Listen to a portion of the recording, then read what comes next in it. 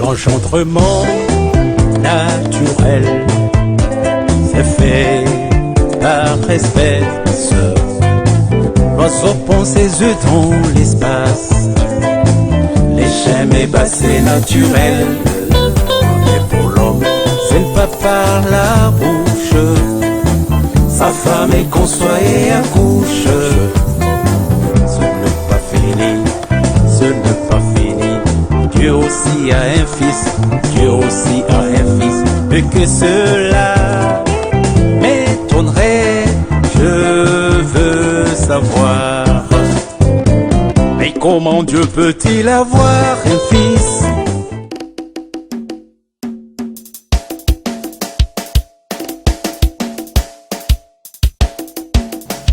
Bonjour chers internautes. Aujourd'hui, nous allons parler du voyage du livre. Le livre voyage. Parce qu'il est né quelque part.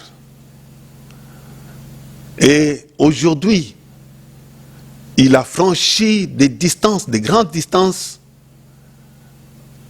et il doit être compris.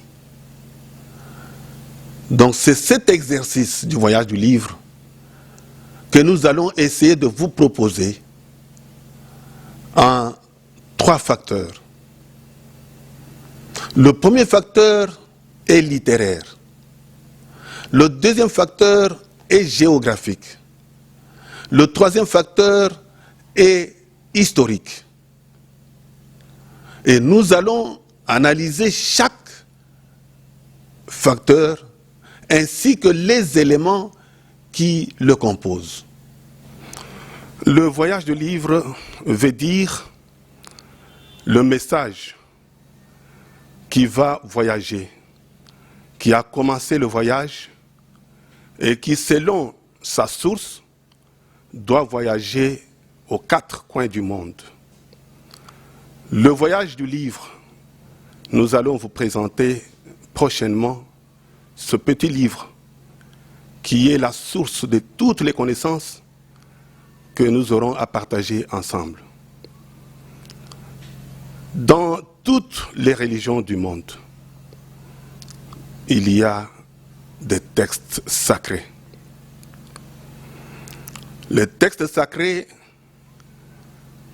écrits quelques années plus tard, après la mort du fondateur, ou des siècles après. Je prends l'exemple du bouddhisme. C'est après 5 siècles, depuis la mort de Bouddha, que son récit, jusque-là oral, sera mis par écrit. Le voyage du livre nous apprend que le livre, ou les connaissances du Bouddha, ont traversé les océans pour atteindre les gens de différentes langues, de différentes régions, de différentes cultures. Il fallait que le livre s'adapte pour être compris, pour être adopté. Mais il s'est fixé dans la langue sanskrit, qui est une des langues parlées en Inde, et aujourd'hui devenue langue sacrée du bouddhisme et de l'hindouisme. Le livre Voyage. Je vais vous parler un peu du Nouveau Testament. Le Nouveau Testament, c'est le livre qui constitue l'enseignement du Maître Jésus, qui a vécu au 1er siècle de notre ère. Mais son livre a été constitué et fixé par un canon de l'Église au IVe siècle, c'est-à-dire après plus de 300 ans. Précisément, 325 après Jésus-Christ. Donc vous comprenez que nous avons pris toute la mesure de la complexité de fixer le message divin par écrit. Pour notre livre, c'est un livre que Kadima Mwakwidi reçoit dans une vision, mais qui n'est pas écrit. Il l'a gardé depuis 1963, l'année de la révélation, jusqu'en 1975, où le livre est mis par écrit pour la première fois. Mais il y a paradoxe. Comme dans tous les livres sacrés, la mise par écrit a été conditionnée par les besoins de la propagation, les besoins de la conservation. C'est ainsi que, pour le Nouveau Testament par exemple,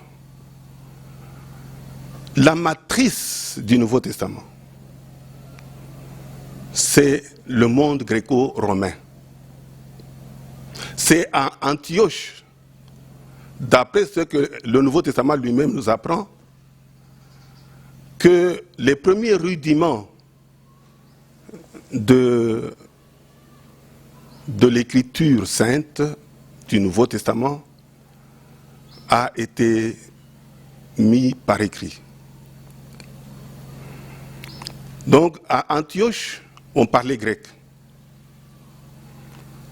Or, le livre, le récit qu'il fallait mettre par écrit, a été reçu et prêché en langue hébraïque et en araméen. Donc, je veux vous dire que le Nouveau Testament s'est naturalisé pour devenir un livre proposé au monde gréco-romain dans lequel l'Église évoluait. Notre livre. Je vous apprends qu'il y a un paradoxe. Et en étudiant les facteurs constitutifs du livre, nous allons voir que notre livre a 3 facteurs.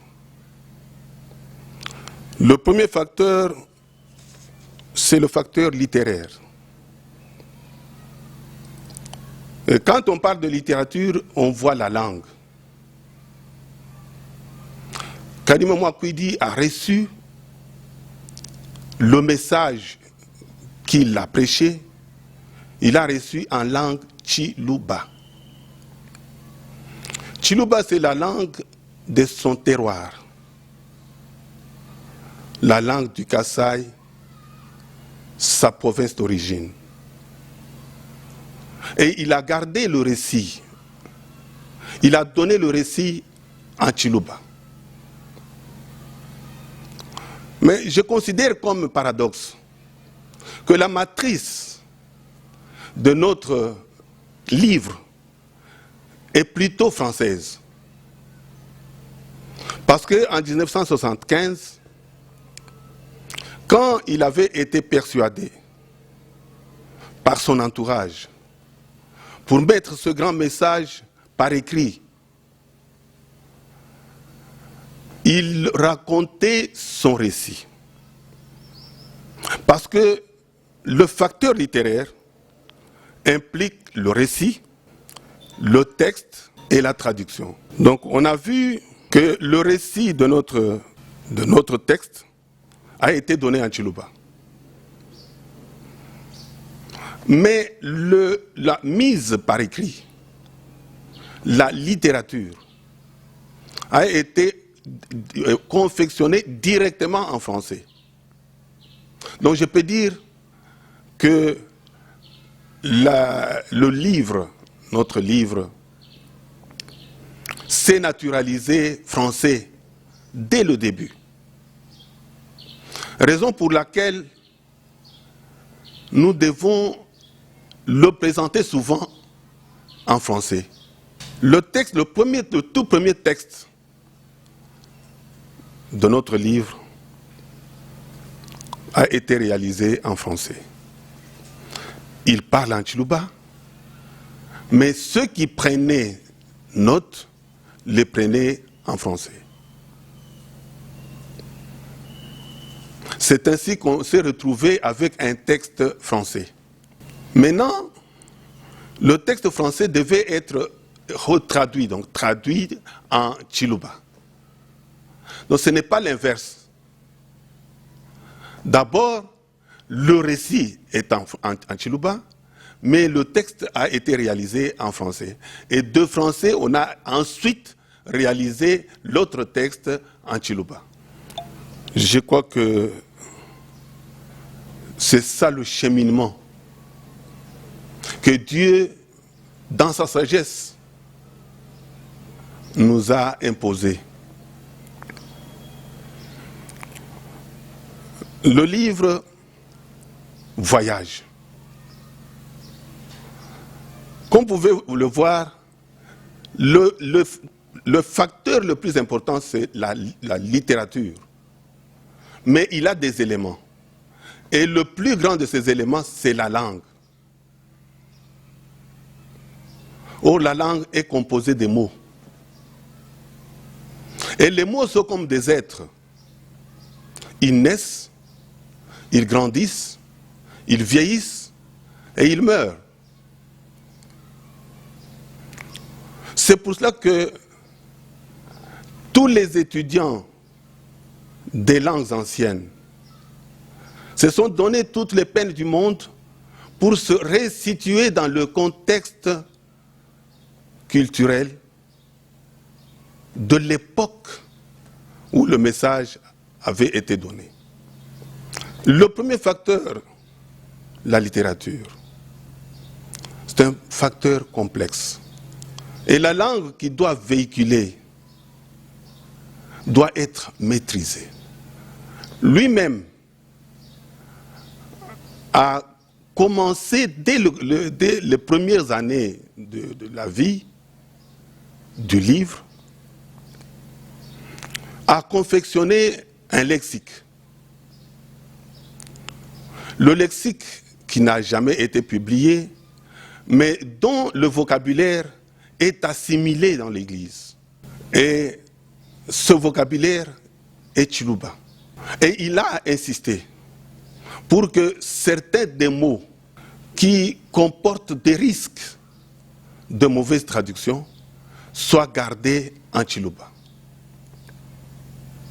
Parce que le sens des mots peuvent amener à la bonne compréhension, tout comme il peut amener à une mauvaise compréhension. Quand, par exemple, Jean-Paul Sartre dit « l'essence précède l'existence », il a sa manière, la manière de concevoir le mot « essence » et le mot « existence ». Or, pour nous autres, qui croyons en Dieu, qui croyons que Dieu est le principe de tout, nous savons que nous avons existé dans l'Esprit de Dieu avant notre existence, certes. Mais notre existence a précédé notre essence. Tout cela, c'est du point de vue de celui qui parle.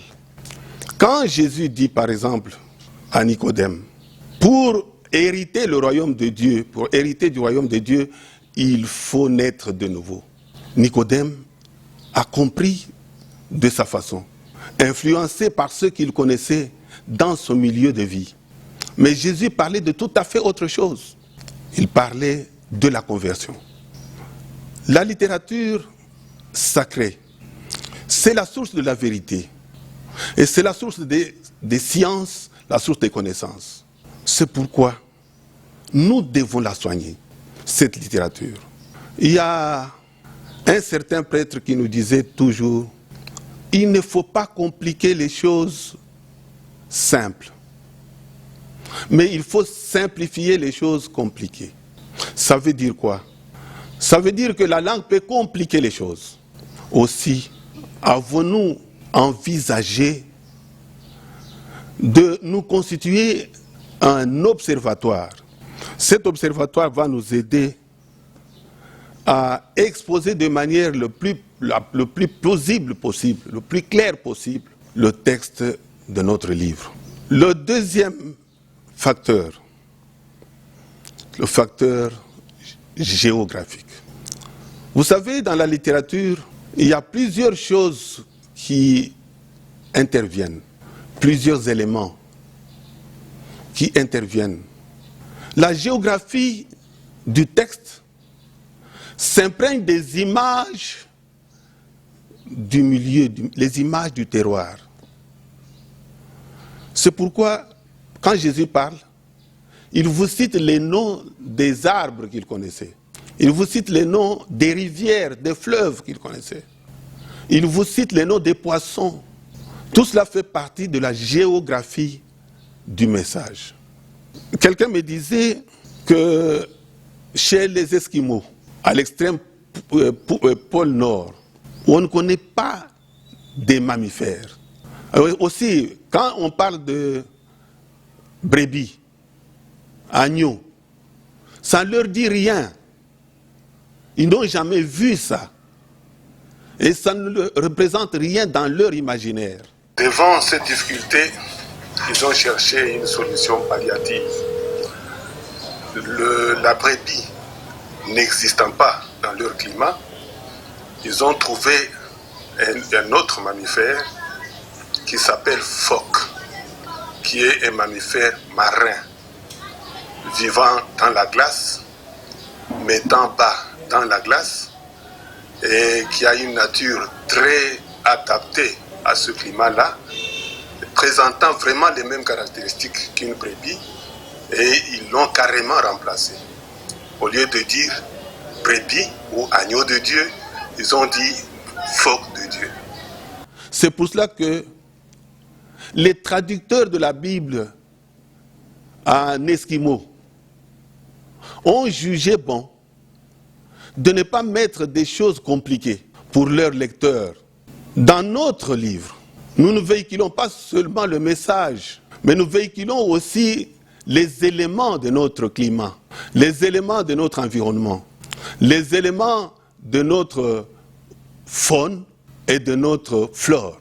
Tout cela va se retrouver dans le livre. Il cite les arbres, il cite les rivières, il cite les collines. Alors tout cela fait partie de notre environnement. Et les arbres qui poussent chez nous ne poussent pas ailleurs. D'où la nécessité de donner des explications ou de trouver à peu près dans la traduction ce qu'il faut mettre. Nous sommes une communauté pionnière. Nous venons juste de commencer. L'année prochaine, nous aurons 60 ans. On va fêter notre 60e anniversaire de la révélation du livre.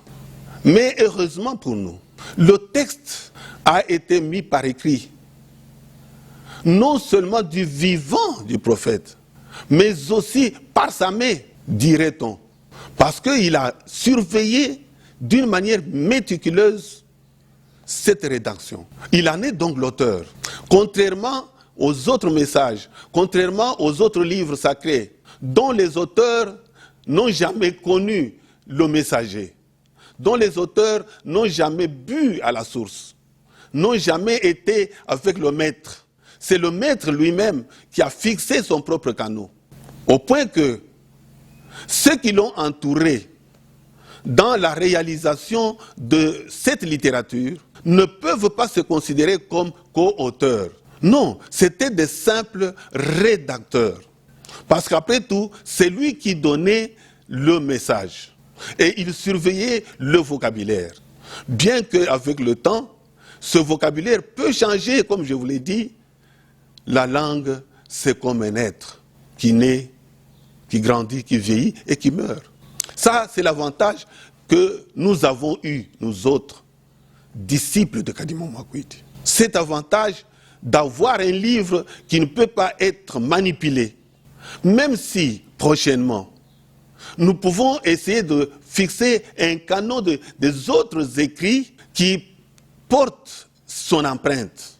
La doctrine, par exemple, ses enseignements, par exemple. Mais tous ces enseignements et toute sa doctrine sont puisés de ce livre. Puisés de ce livre. Le troisième facteur, c'est le facteur historique. Par l'histoire, nous comprenons toute la culture qui entoure une époque. Dans notre livre, nous parlons aussi de l'histoire politique de notre nation. Comme d'ailleurs il est dit dans le livre lui-même le dit, notre nation est élue pour assumer cette responsabilité. Donc, non seulement Kadima est élu, mais sa nation est élue, son continent est élu avec lui.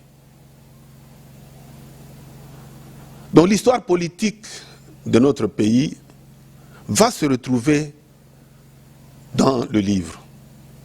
On parle par exemple du président Kasavubu, qui est le tout premier président de la République démocratique du Congo. On parle par exemple du célèbre Lumumba, qui est le premier ministre du Congo indépendant. On parle des conflits tribaux, des troubles ethniques. Tout cela fait partie de l'histoire. Et le reflet de ces événements se retrouve dans le livre. D'où il faut mettre le texte dans son contexte. Comme je le disais tout à l'heure, nous avons l'avantage d'avoir un livre qui ne peut être manipulé.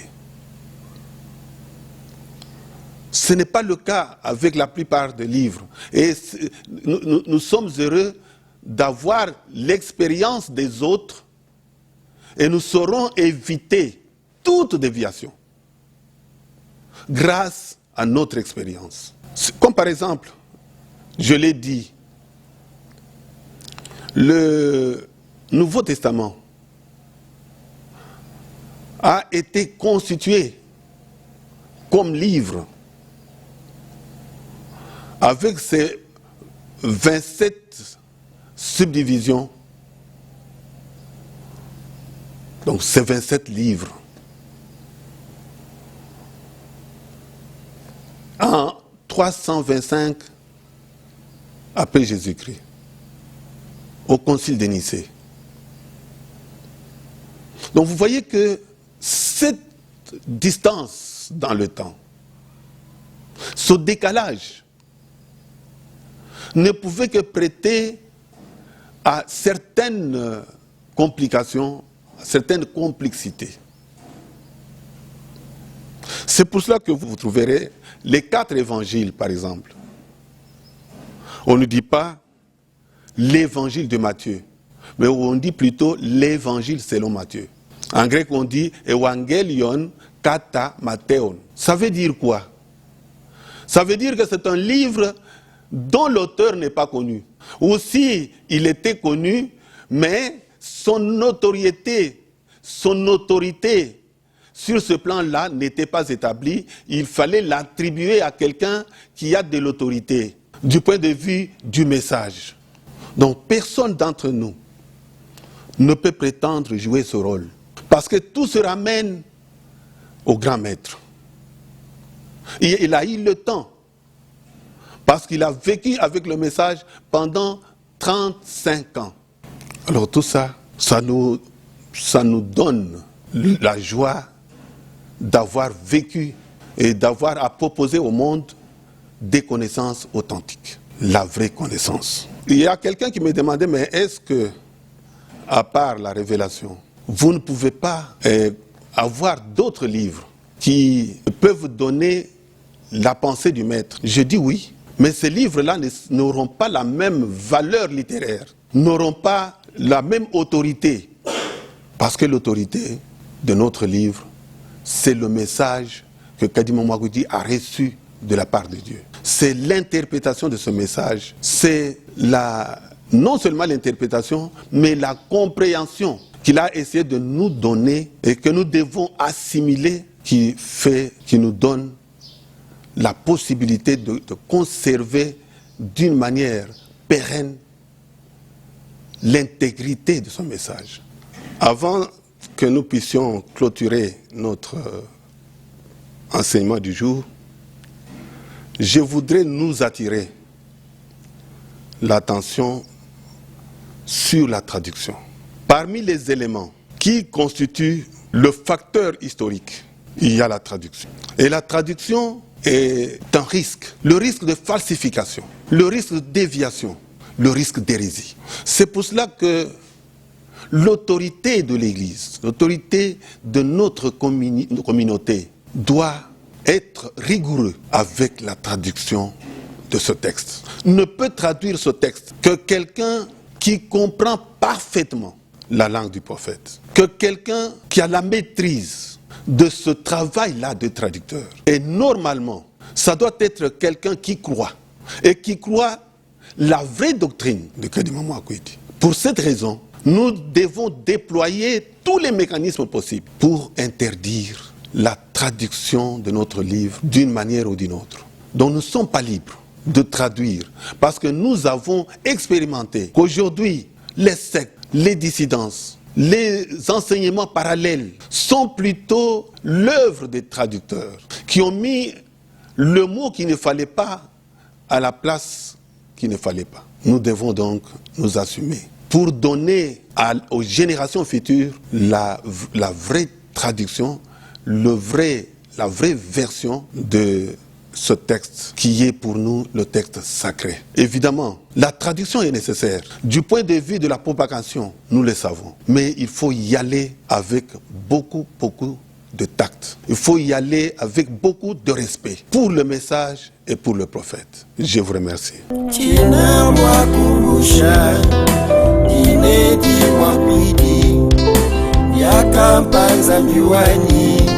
Simwani butumbi kembadisanyishe kudibana babantu kudibaturabo bobo ikudipa yakafuminamu mukanda wa moyo kulukuvwanzambi nebandi banjelo yakafuminamu mukanda wa moyo